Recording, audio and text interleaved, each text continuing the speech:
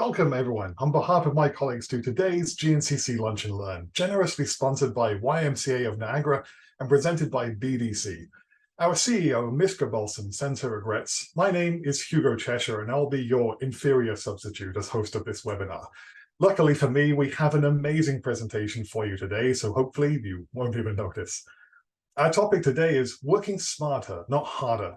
And I think that's one of those things that everyone knows you should do, but often we aren't sure how. And that's what we're going to answer today. In the world of business, some enterprises consistently thrive, irrespective of economic challenges or fierce competition. Their secret? They've mastered the art of adapting swiftly to their clients' evolving needs by working smarter, not just harder. Whether you find yourself breaking even, grappling with losses despite your relentless efforts, or struggling to meet soaring demand due to rapid growth, embracing operational efficiency can be the game changer. It enables you to work smarter, overcome production hurdles, and enhance your agility. We're privileged to have Luis Romero, Senior Client Partner at BDC Advisory Services, with us today. Luis will expertly guide us through the implementation of best practices and a culture of continuous improvement, laying the foundations for your business's long-term success. BDC is dedicated to boosting the competitiveness of Canadian businesses through financing and consulting solutions. Our Lunch and Learn is made possible by the sponsorship of YMCA Employment and Immigrant Services of Niagara, a steadfast partner in our Lunch and Learn sessions. Their support is invaluable as they offer employment programs that assist job seekers from entry-level positions to senior roles, making the job search journey more manageable. For employers, they provide extensive employment services programs as well. Before we delve into today's enlightening webinar, I'd like to introduce a brief 5-minute financial download from C.R. Smith Financial Services Incorporated, brought to us by Brandon Curry, advisor at C.R. Smith Financial and Sun Life Financial. Brandon, the floor is yours.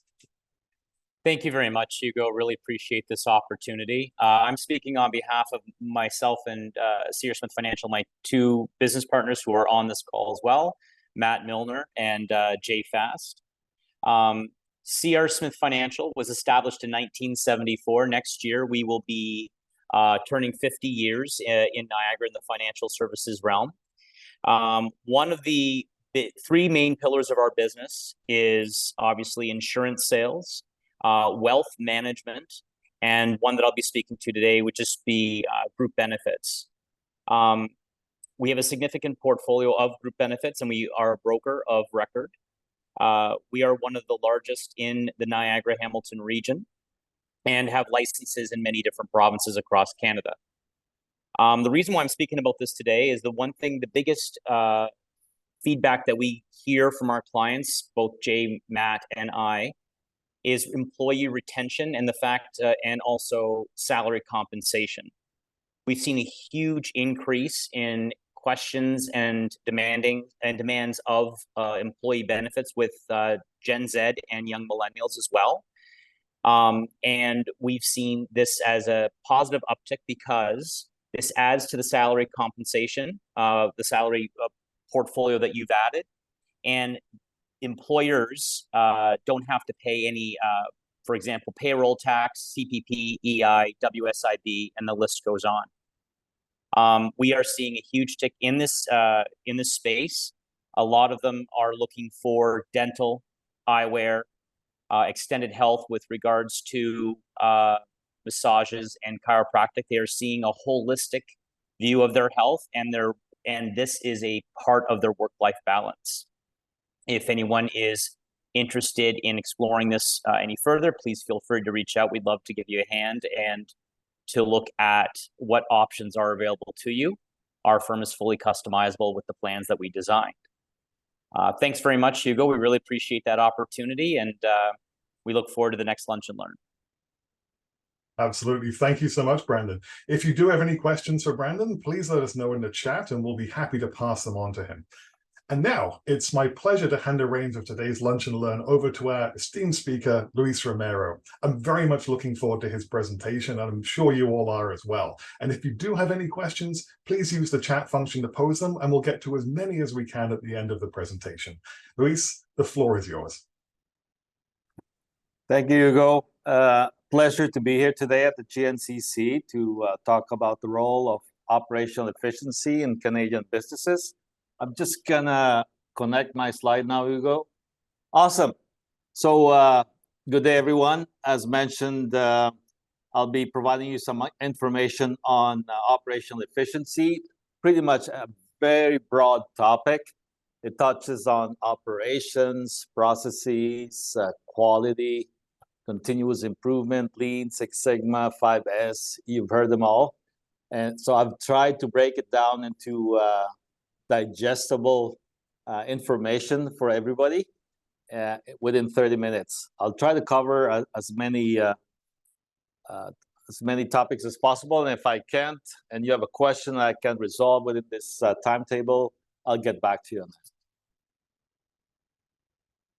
Okay, so here's the agenda I have. I know there's 5, and within 30 minutes, I want to cover what operational efficiency is about, why it should be a concern to us, to you, SMEs, businesses, business owners.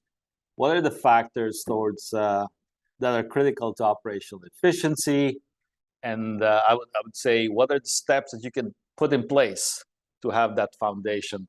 And then I'm going to discuss the role of digitalization, which is very critical. And the recent COVID episode highlighted the need to have businesses online.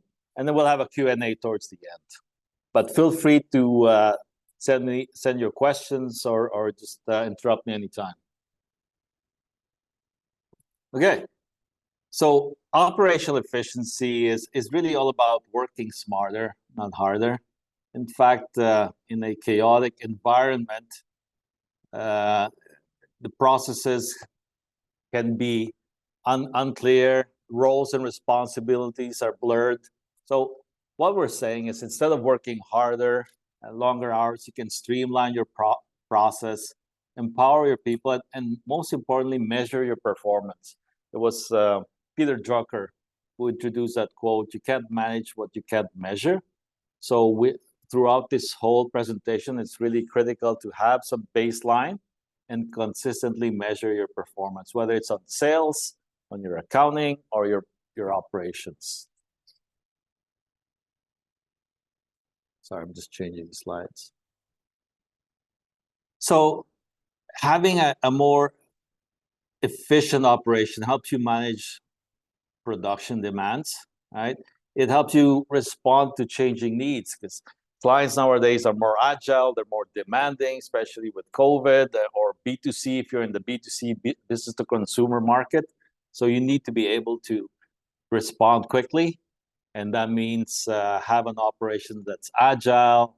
And you can only have that if it's not in a chaotic environment. It's more contained, it's very efficient.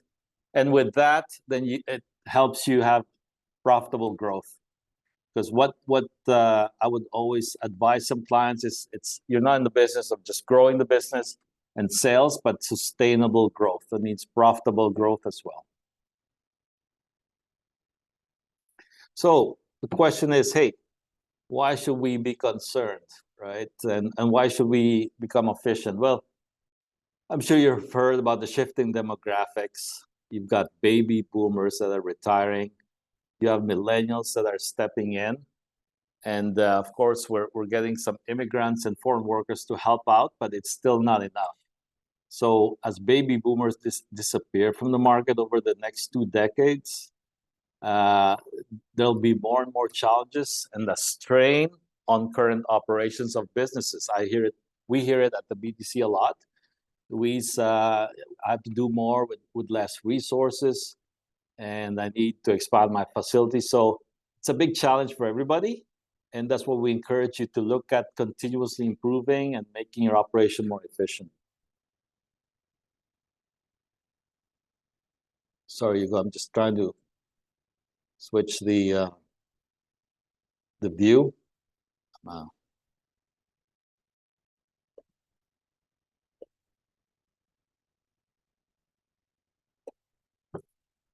So labor issue, as I mentioned, if you're not managing your resources properly, then that leads to delays, missed opportunities. It could be that, hey, you weren't able to ship out the order in time. So you missed another opportunity for another order. You had to ask that prospect or that client to order another day, and that could be a missed opportunity for everybody.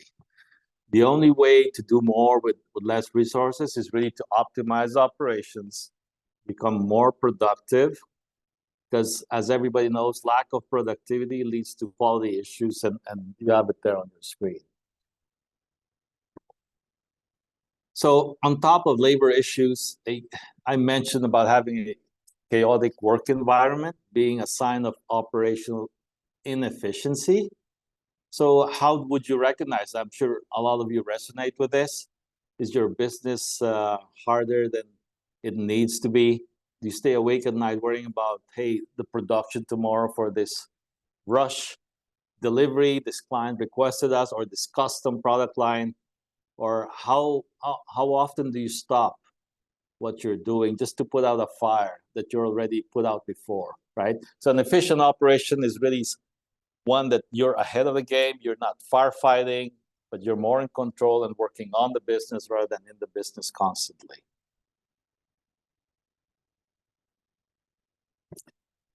So how can operational efficiency help Canadian businesses? Well, it's really about identifying what are the wastes in the business, where you're consuming too much time, you're doing repetitive work, you're waiting for the pink slip before you start the order, the assembly, or the shipment. It's about creating more value for your clients, and value really is they just care about you getting that product in there at their door.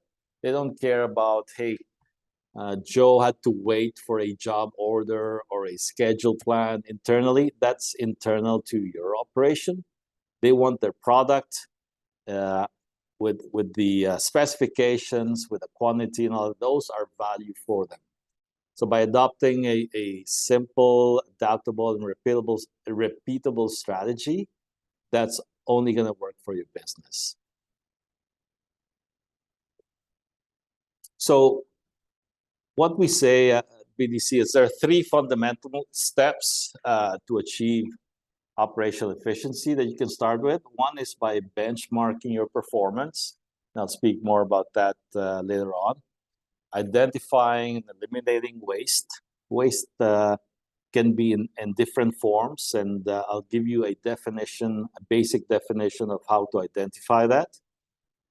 And then once you've identified that, then coming up with some solutions with your team, and more importantly, monitoring and managing your performance.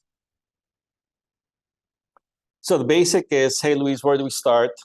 Then you can look at yourself, your operations, chat with the team and say, how can we benchmark ourselves? And I'm sure some of your team members in operations or sales can already give you feedback. Hey, our competition can provide them their product within 1 day. That's already a benchmark, right? Or hey, they can produce this custom machinery or this iPhone within 2 days. So that is one way of doing that. Another way is through industry standards. And I've cut and paste, and you can get this on our website from StatScan, where they give you a benchmark of how your industry performs, whether it be on labor costs, on efficiency, on profitability, or on variable costs.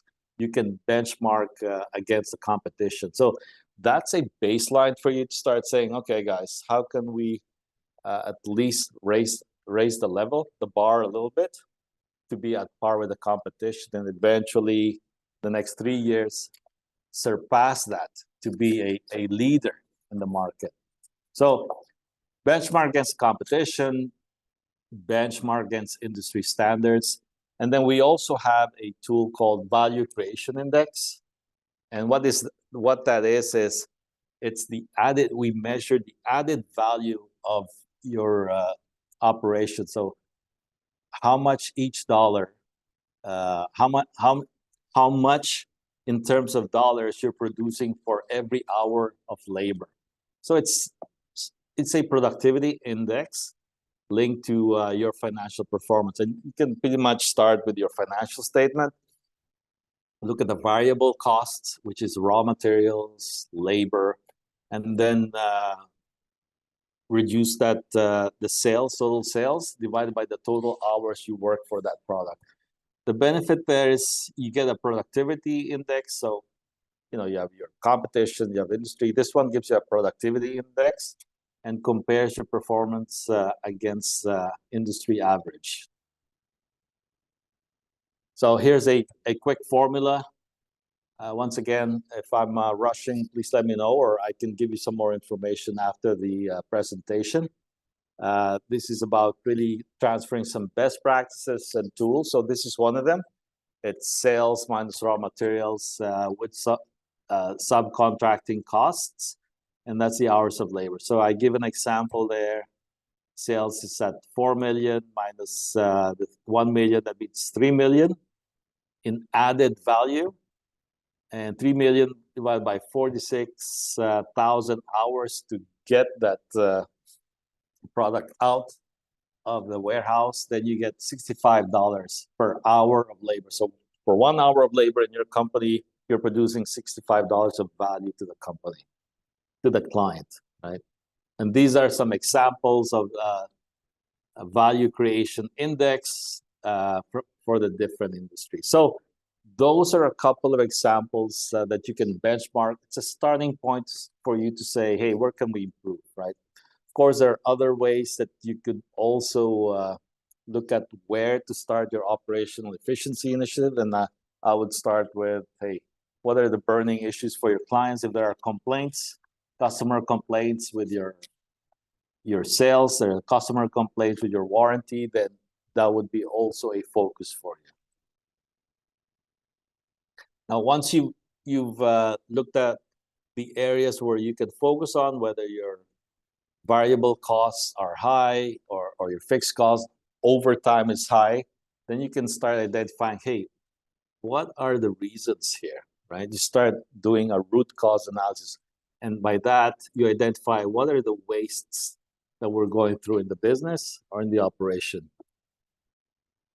So waste is a highly used terminology in Lean. It's just a methodology for continuous improvement. The key, therefore, is to identify what we call wastes in your process and eliminate them. So every business experiences waste, whether it's due to inventory shortages or communication breakdowns, right? Whatever its cost, waste leads to higher costs, delays, and poor quality, all of which would decrease the value of your business. So these are a sample of the waste, and it could be overproduction. You produce too much and the client just needed sufficient. Of course, during COVID, that was exceptional times. Everybody had to overproduce to stock up, but ideally you should have enough for your current client needs and some forecasts. Waiting, if a worker is waiting for the raw material to arrive, that's a waste of time. They could be doing it, it could be helping somewhere else, or it could be doing assembly. Transport, if you're transporting a lot of material back and forth, inefficient operations. Inventory, motion, if your job shop doesn't have the tools around him and he needs to go to the warehouse or to production to get some parts, that's a waste. And then non-quality is if you're doing a lot of correction on your invoices, the job orders, or the design specs don't match the production, then that's poor quality, you waste time, and of course, poor design, as mentioned. So try to identify those in your operation, and then have a brainstorm with your team to identify, hey, how can we eliminate this? Which pretty much leads me to the next stage. Once you've benchmarked yourself, you've identified the problems, you've done some root cause analysis, and there's some tools, by the way, that I didn't cover here on root cause analysis. In Lean Six Sigma, we use Ishikawa diagram. It's a fishbone diagram, and you can Google that. It's called fishbone diagram. But once you've identified the root causes and the waste, then come up with some solutions. Identify some improvements that positively impact on your bottom line. I'm going to give you an overview of some of the projects that we have done to help you identify high impact improvement areas. Sorry, Hugo, if there are questions, please let me know. I can't see it from here. Still good?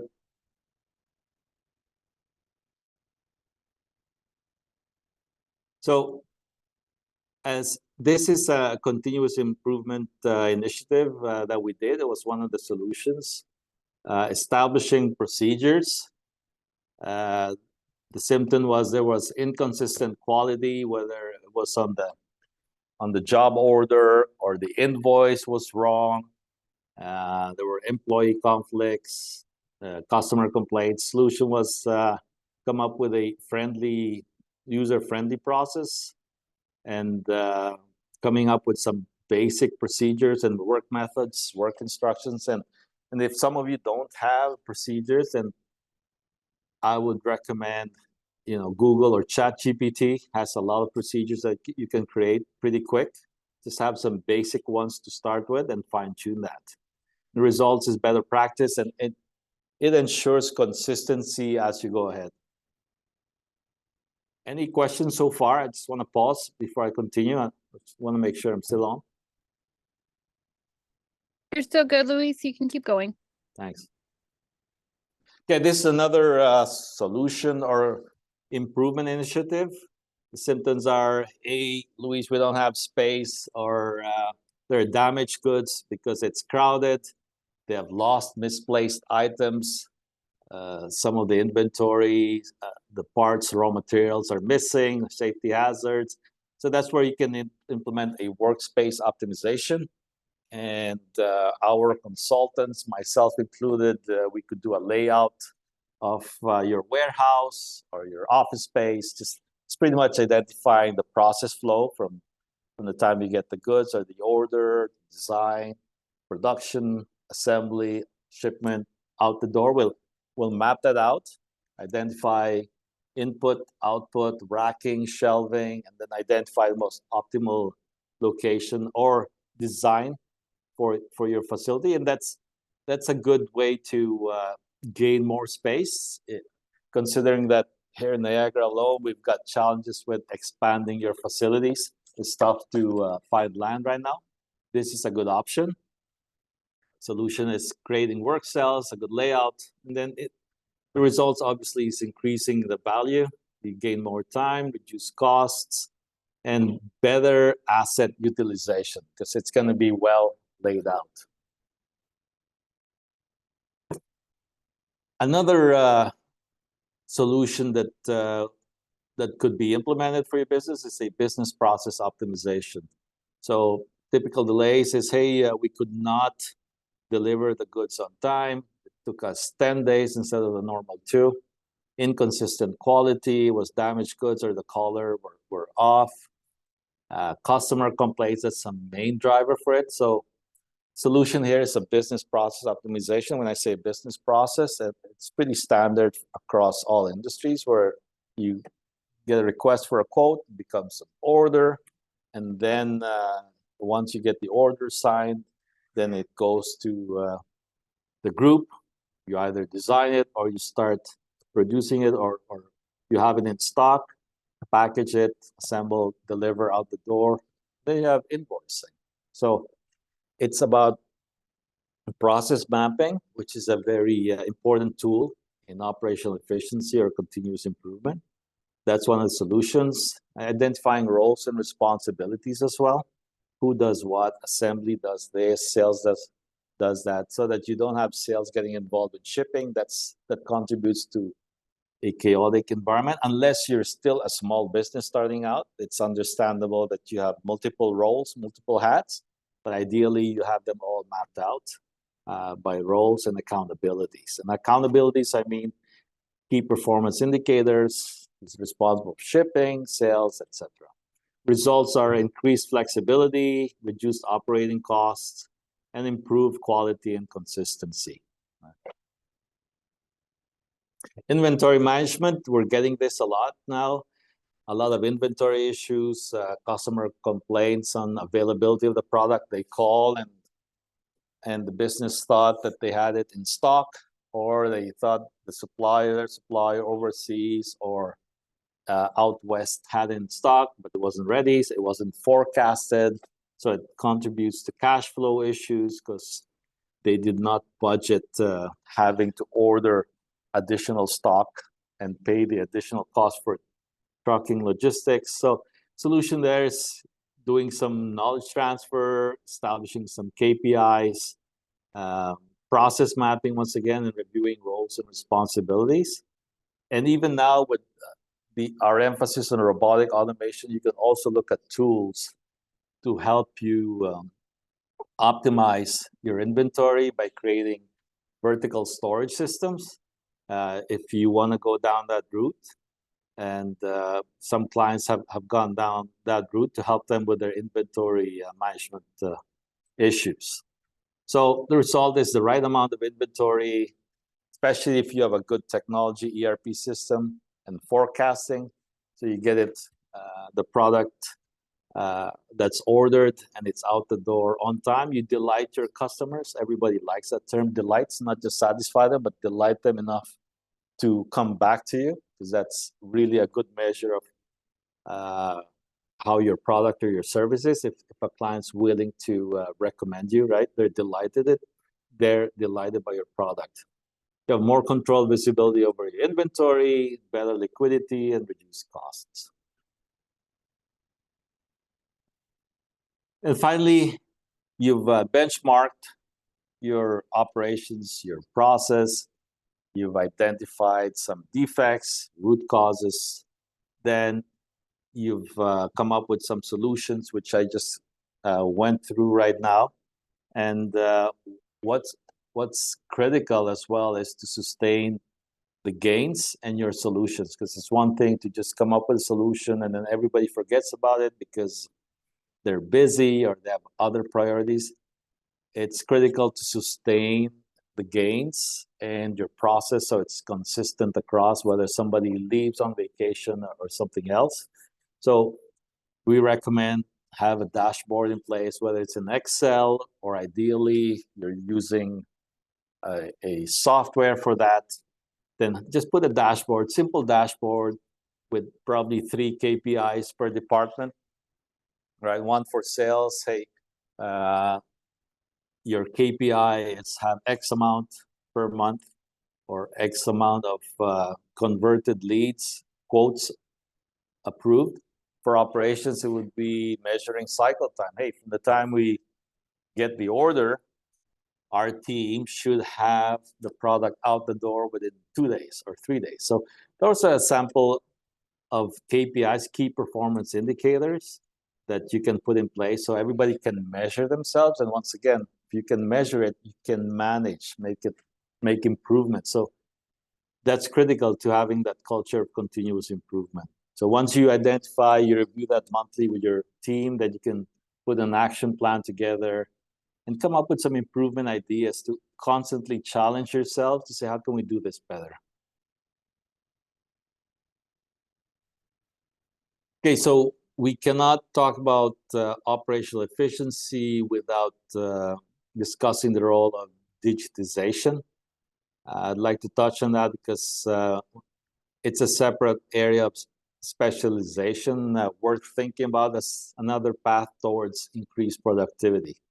Some of you may have heard about Industry 4.0. It's really leveraging technology, robotics, automation. And that is key because you may have a very enhanced or good operation or process in place. Technology will only leverage and help you work smarter, not harder. I give you an example. If you're a manager, you can just have statistics, weekly, daily reports in your hands to say, hey, we're behind on cycle time, let's work on this. Or statistics to tell your machine with a sensor that, hey, I need maintenance before your team even notices it. So you're being more proactive so you could manage your business a lot better without being there full time. So with that, We have surveyed and noticed that companies who adopt digital technologies, whether hardware, software, robotics, automation, 60% of them boost their productivity, 50% reduce their operating costs, and have improved quality overall. So it can only help your operations, right? To get you started, I would say start with a digital strategy. Speak with whoever's in charge of IT, could be your CFO, your finance manager, who's also managing administration and IT, or you have a CIO or an IT in place. Come up with a digital strategy. How are we going to leverage technologies given our company strategy? What should we purchase this year? Start small, but think big in a sense. Don't start budgeting for software or automation that's good for our needs right now. Think about how it's going to help your business as you grow. If you have those goals of growing the business, it should be able to accommodate the growth and help you scale even better. This is an example of software for operations. You can have one for inventory, barcoding your warehouse. You have robotic process automation for back office, invoicing, administration work. You have project management, scheduling. You have CAD/CAM that can link to other software as well. Start by identifying areas with highest impact potential and work from there. So I would start with your finance, because you need your numbers regularly, and then build on your sales and operations. This is a sample of entrepreneur's experience that went through a operational efficiency initiative. They benchmarked and assessed their performance. They created dashboards, and they cleaned up and standardized their workstation. So it helped the 20% more production capacity and 5% improved sales. For some of you who are thinking, okay, what will each initiative or solution bring to the business or the operation? This one was another company who assessed the end-to-end of their operations. They benchmarked it, came up with some performance factors. They identified some waste and were able to prioritize and recommend projects for rapid improvements. And here's another one in the beverage industry, food and bev. They analyzed their operations, identified lean wastes in the business. There was a lot of motion, a lot of walking back and forth to sort and identify products in their warehousing. They've standardized their work methods using 5S, and the result is 3 to 4% yield improvement. That's pretty much all I have. I hope it was not too fast. It was clear enough for everybody. I just want to let everybody know that we also have some free resources and tools available on our website. If you have, we've got articles, ebooks, and videos. And with that, I'll open it to questions.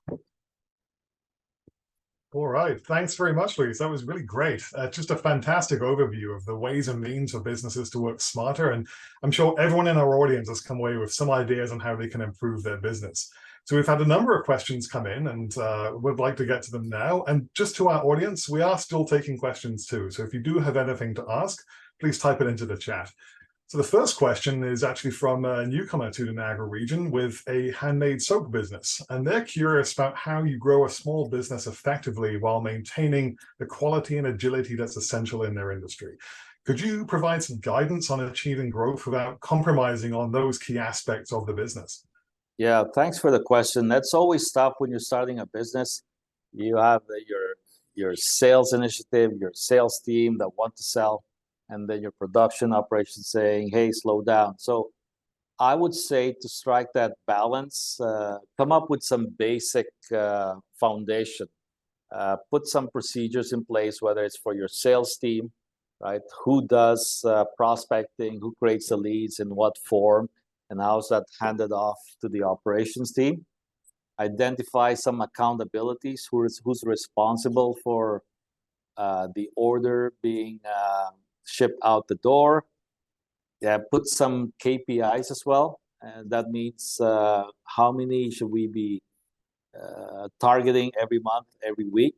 That way you can scale the business as you are growing your sales. So that would mean having at least job descriptions in place so that everybody knows the roles. So once it gets hectic and the business grows out of control, or it doubles, then everybody knows what the responsibilities are and what their parameters are for performance. And then from there, just to add a little bit of operational balance, because your sales will be growing, then maybe have somebody train on Lean Six Sigma, right? So you can do online courses on the green belt, for example, just so you start inculcating that continuous improvement culture. So that every time your sales team has a big sale, that there's always that balance of, okay, how can we scale this and what are the challenges ahead? Hope that helps. Yeah, that's great. So it sounds like really what you're saying is even when you're starting small, think big. Think about how you're going to scale. Think about what position is going to be filled in a company and how everything is going to look when you are hopefully one day a big company. Is that fair? Yeah, to say? absolutely. And you don't have to go crazy about what to put in place for operational efficiency. Just start with the basic. As long as you have job descriptions, standard procedures, KPIs, then the rest will fall into play. Because once you're growing, you don't have to come back and say, yeah, you were responsible for this. You already have the foundation, the procedures in place. Yeah, excellent. So the next question is about finding bottlenecks. So the efficiency really requires you to identify and eliminate your bottlenecks. And I think what the questioner is getting at here is that problem of the unknown unknowns, right? Like, how do you identify your bottlenecks in your operations and how do you remove them? And often I think you're thinking, I don't actually know where the bottlenecks are, because if I did, then I would get rid of them. So how can you sort of find a bottleneck if you're not sure where it might be? Well, that's a bit broad. I don't know which part of the bottleneck is it, the administration, the front office, and the sales, or first of all, identify which department has a bottleneck, and then I would say have a workshop with your team. Have a 2-hour workshop. If you need facilitation, there are consultants apart from BDC out there that can help you. Just have your key stakeholders in place, the ones responsible for sales, operations, invoicing, in a room, and just say, let's plot this out. What happens when the order comes in? Who gets it? What needs to happen after it's received? Is it confirmed, or do you have to go back to the client? You have to identify that. I would say process mapping is critical, so you can tell who's touching on the client, how many times, and then how long is it taking us to get our service out or our product out the door. And then when you identify there's a lot of back and forth and waiting, then do a root cause analysis. That's the second tool, I would say. It's an Ishikawa cause-effect diagram. And you categorize it as the issues as people-related, machines, process-related. So that would mean if it's people, was the bottleneck caused because he wasn't trained enough? That's why he was waiting for a decision maker. Was it machine-related or equipment-related that it broke down? So you do a root cause analysis session. You keep asking question why 5 times. Why did this happen? Oh, it's because Hugo was late in delivering the raw material. Why was Hugo late? Well, because he didn't have the procedures. Why didn't he not have the procedures? Oh, we don't have one. So you go to the bottom of the real root cause instead of a symptom above. So that's why we say ask why 5 times till you get to an actionable item. I learned that from Lean. And then you hopefully come up with the top 5, whether it's people related, process related, equipment related, external environment related, the economy, you can't control that. and come up with the top 5 issues which are causing your bottleneck. And you can do that in a brainstorming session. Oh, that's great. So oftentimes, like, your staff will know where the bottlenecks are. It's just getting those answers out of them. And it's great. It reminds me of something I heard once, that if you have a problem and you identify who is to blame, then you've done it wrong, because really what you want to look for is the system, the flaw in the system that let that happen, that let that person do something wrong. And I think that's what you're getting at here, right? Is to go to the root. Don't look for a person to blame. Look for what part of your system. Yeah, it could always be anything. It could be a process. It could be the systems. Could be the business conditions. Could be the authority level. Could be the training. But what's important is that the team provides their input, and you together align and agree on that's the root cause of the bottleneck, and find a way forward. Don't just point causes or excuses, but come up with some solutions. Excellent. Yeah. So the next question is about technology, and you mentioned like new technologies like AI and automation, and how it's crucial to stay up to date with those to keep your business current when everyone else is, or your competitors are doing the same. So how can employers and a team, how can they prioritize learning and adopting new tools and practices? Because it's often difficult in the production environment to spend time training on new technologies, or to adopt new technologies when there's going to be a learning curve, when there's going to be a delay to full implementation. So what are some good practices to get around that? Yeah, so before I answer that, I just wanted to let everybody know, and I'm sure GNCC has already informed everybody about CDAP, the Canadian Digital Adoption Program. That's still ongoing right now. You can tap into a grant and a loan from $50,000 to $100,000 at 0% to purchase your technology software or hardware. So the answer to that, in my view, from my experience, is change management. It's always difficult to introduce a new technology or a new system, a new process, when people have been used to the way things are. It's by human nature, we resist change. So you're always gonna have change resistors and those who will embrace new technology. So have a good change management system in place. What do I mean by that? Communicate the meaning for that new change. If it's a new process, it's a new software, it's a new technology, what will that bring to the team? Answer the what's in it for me. Communicate that a lot. Communicate some gains. We've implemented this, and it's improving our efficiency and response. Communicate a lot. And number 2, train your staff, train your team members constantly before you adopt that new technology or make it live. Excellent. Thank you. I'm really glad you mentioned the CDAP as well, the Digital Adoption Program, the grant. Something I've heard actually quite a bit from MPs and ministers is that program is really underutilized. There's a lot of money sitting on the table right now. So if you have a request for that and you put it in, there's a good chance it'll be approved, because there is actually a lot of money there. And if you do need any assistance, like with more information on that, or someone to put it through, then please do get in touch, and we'll be happy to help you put in an application for that and navigate the process. But to my next question actually is about flexible work arrangements and remote work policies. And this really wasn't a thing before, 3.5 years ago, but now it is the top of mind for a lot of employers. So how do you as an organization leverage strategies like flexible work, like remote work, to actually enhance productivity and employee satisfaction? Ooh, that's a tough question, Hugo. And I'm checking if HR is behind my, but I would say BDC is looking at a hybrid arrangement that would work for our corporate and our team.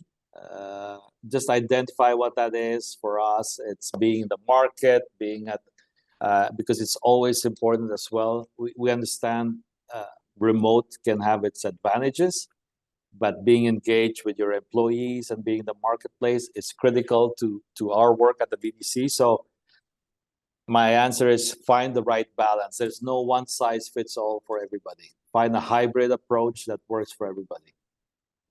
Are there any sort of positive examples you can offer on that? And just, it's a big concern for a lot of employers, right? Because employees really like the hybrid work. There's been a lot of polls, they like having that flexibility, but there's a concern, from the management that we're losing productivity. And some studies have shown that productivity is a bit lower and people working at home. There's concerns that people losing touch with their team. Like, are there any really awesome examples that you can think of where companies have done a really good hybrid arrangement that really boosts the productivity and makes the employees happy at the same time? I realize I'm probably asking for a unicorn here, but if there is a unicorn, if you could point it out, that would be great. No, I don't have any right now. We're still gathering data on which models work. Obviously, it's new territory for everybody. But I do know that businesses such as automotive that rely a lot on being present at the production line, then they've come up with some flexible arrangements for their team, and others that have e-commerce as a business model, then there's some flexible remote arrangements. So I would say identify critical processes in your business model and identify what needs to be heavily present and what could be remote part of the time. I know it's not answering your question, but we're still learning the formulas, and hopefully by next year we'll come up with more data. Yeah, that's great. And honestly, if there is no answer, I think it's helpful even to say, like, well, there is no answer right now, so everyone knows we're all sort of in the same boat. And you're right, I think, and it really does depend on what the business does, what the employee does. So, if your business is manufacturing or retail or hospitality, then the remote work thing probably isn't going to work for you, to be quite honest. But often in financial services or IT, then that might be a real changer. So I guess that's the first question to ask yourself as an employer, right? Is my model even compatible with this? I think having that dialogue with your employees, with management, with HR, get everybody engaged, and coming up with a solution is the best approach. Yeah, for sure. A win-win. Absolutely, it's what we're all looking for. But next question. So this is about looking for a specific example from your experience where implementing a more efficient process or technology significantly improved productivity in one of your clients' organizations. And you probably can't name anyone, but I'm just wondering if there was a really great example that you had of someone who implemented something and had a big win from it. Yeah, two clients come to mind. Company A had a big X million distribution business, but they were on Excel. So they spent a lot of time doing inventory counts. It was just coming up with an inventory management tool, a module, Microsoft Dynamics, for example, or Odoo, Acumatica, and it helped them free up some time for their staff who were doing everything with pencil and paper. And another company was in construction, manufactured metal for the construction industry, and they instituted some sensors to their machine so they could see how much it was producing per hour, the productivity and the capability of the machine. They linked it to their software. So the production staff and management had real-time data on, hey, we're not optimizing this specific machine, or this one is optimal, and they could manage resources better that way. Okay. So I think probably a lot of people here, like implementing a software solution or something customized like that, and think, well, that's going to be very expensive and difficult. Like, is that still the case? Is that your experience, that it is to do that? That's the misunderstanding. There are actually a lot of software out there, and our team, we have several ERP digital experts all over Canada. It's just a matter of identifying what is your specific need, and you don't need to have all the bells and whistles like SAP or Microsoft Dynamics or Salesforce. That's the top of the line sales CRM tool. There are other small tools that could fit your needs. I would say identify your needs, identify the specifications for your departments, and there are tools and software out there that would fit them.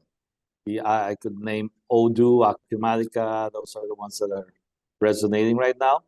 And Fishbowl for CRM, for example. There's several out there, and they don't have to be expensive. A lot of them have different pricing models as well. Used to be where it would be a license per user. Some of the software vendors have a per module pricing, where you can have as many users as you want. It's the module, whether it's a CRM, sales, inventory module, or accounting.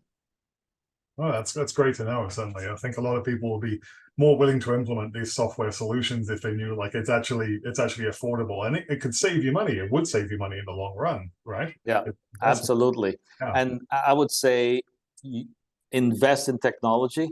It can only save you money, or it can only help your business in the long run. And instead of using your own money, use that CDAP money, because you need to invest anyway.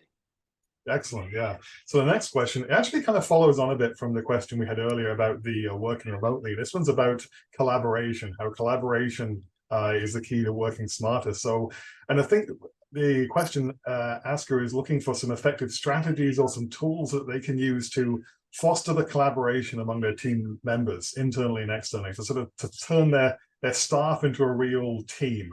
You know, are there any hot top tips you have on that subject?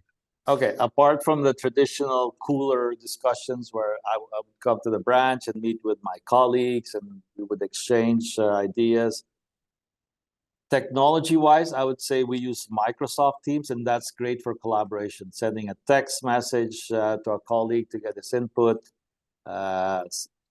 sending an exclamation to a colleague. Those are some collaborative tools. And for design, coders, I've heard about Stack as well, where you can, just like Teams, create a team, have dialogue, have chats, send emails, attachments, or create some events with your colleagues, because both Teams and Stack have, I believe, video as well. That's what I can think of right now. Yeah, that's great. That's a really efficiency-focused approach as well, right? Because we're going beyond the pizza day and the team building exercise, and we're looking for day-to-day improvements in the operations that make us collaborate on a daily basis, right? Yeah, and staff engagement is also very critical. If that question was related to that, it's important that it's not just about offering higher wages to your employees, but getting higher engagement. And one of them could be having that free pizza every Friday, or having some build a social committee to come up with activities once a month.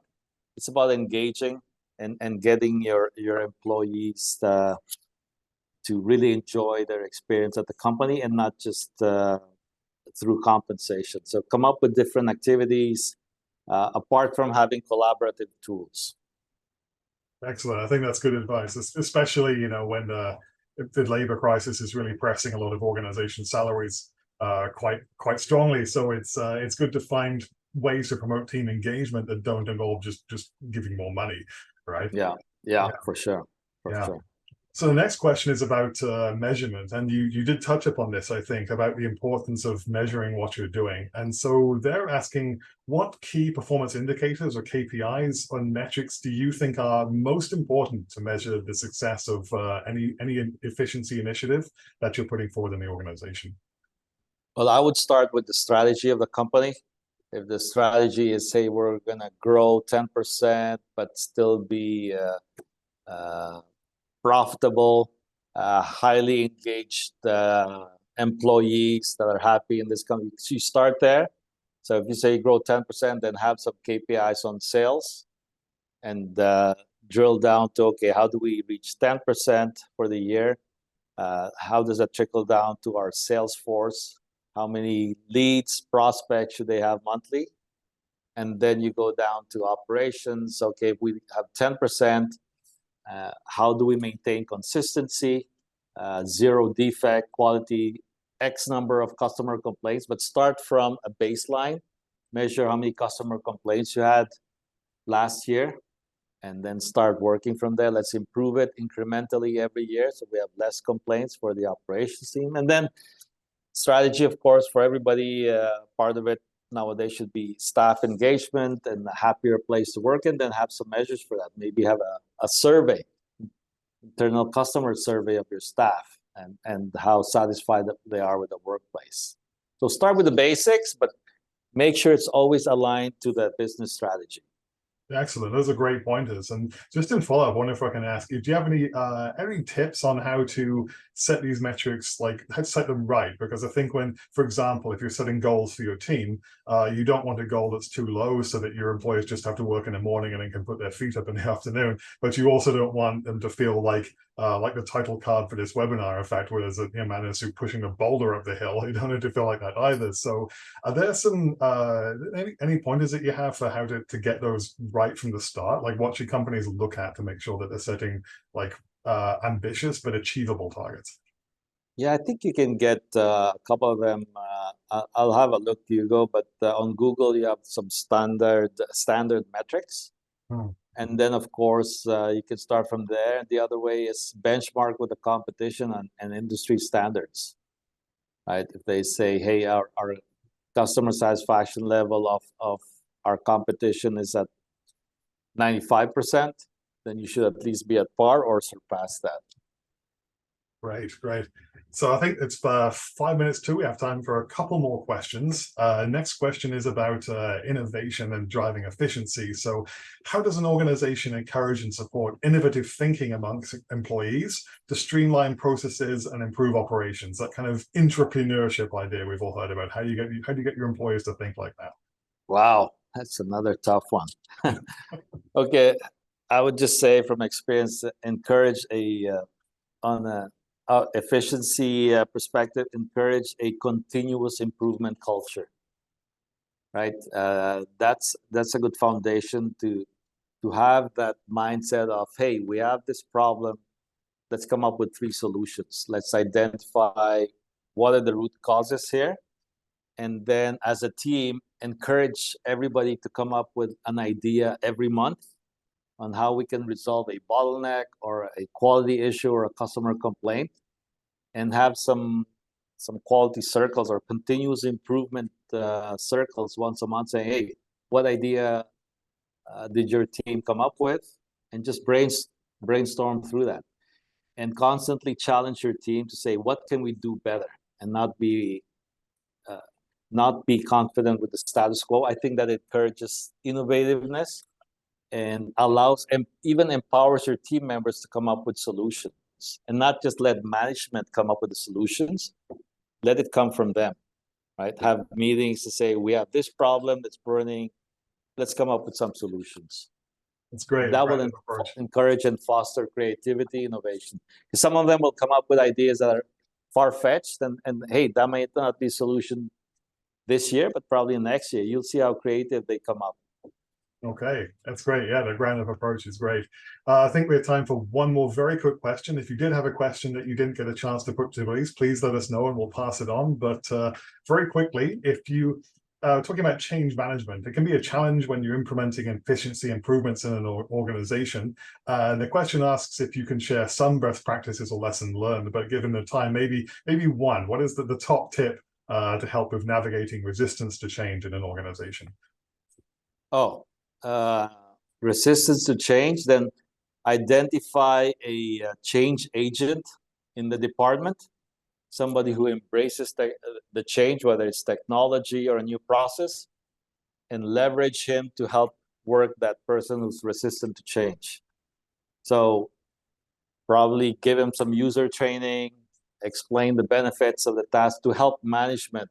So that change, you should identify change agents in each department, so they could help translate the benefits of that change and help management and the company achieve its goals, right? By leveraging the camaraderie that's established there, and helping that person who's resistant to it really realize the benefits of such a change. Excellent. Use a champion. I love it. All right. Champion, exactly. Well, we are almost at the end of the hour, so it is time to wrap up things here. I want to make Mike's heartfelt thanks to Luis, to BDC and YMCA Employment and Immigrant Services of Niagara for making this possible. Thanks again to CR Smith for their financial download, and thanks to all of you in the audience for joining us today. I learned a lot, and I hope you did too. We hope to see you all at the next Lunch and Learn, and have a great afternoon. Thank you, everyone. Have a good day. Thank you, Hugo. Thank you.